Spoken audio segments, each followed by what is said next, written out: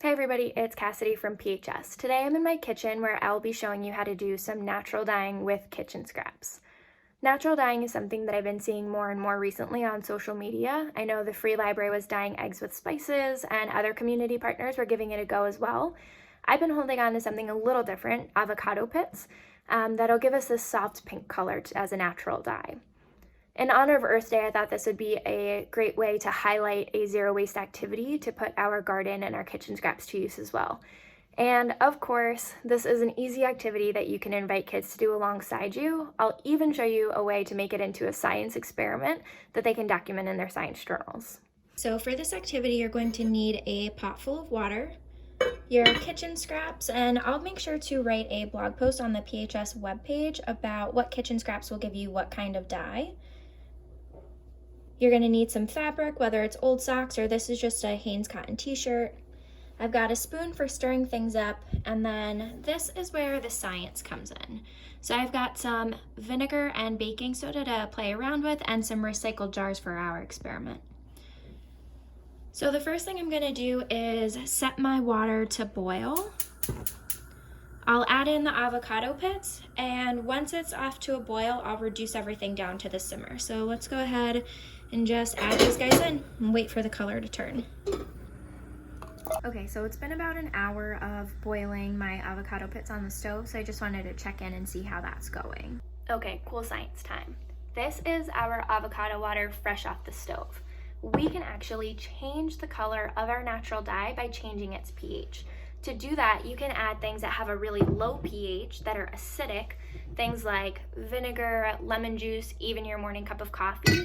Or you can add things that are really basic with a high pH, things like baking soda.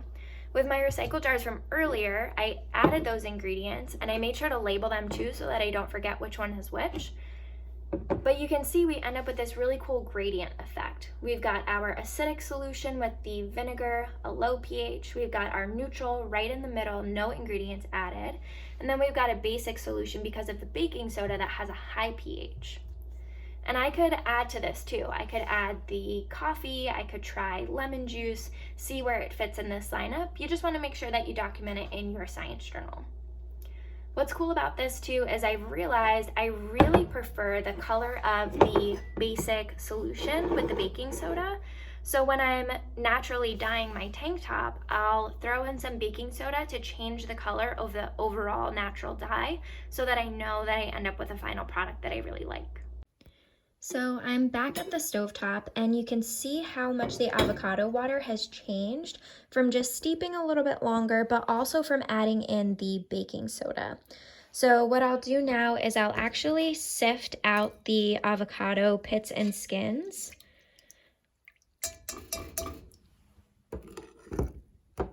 And I will add in my tank top that I want to naturally dye. So I'll just stick it right in and I'll let it steep for maybe about an hour or so. Or honestly, I'll just keep it in there till I'm happy with the final product. Okay, so I've moved this whole situation from the stovetop to my kitchen sink. From here, what I'll do is I will wring out all of the water from this tank top. I'll rinse it one last time in cold water and then wring it out again, and that'll help it retain its color because this tank top got super pink. It's really saturated from the avocado pit.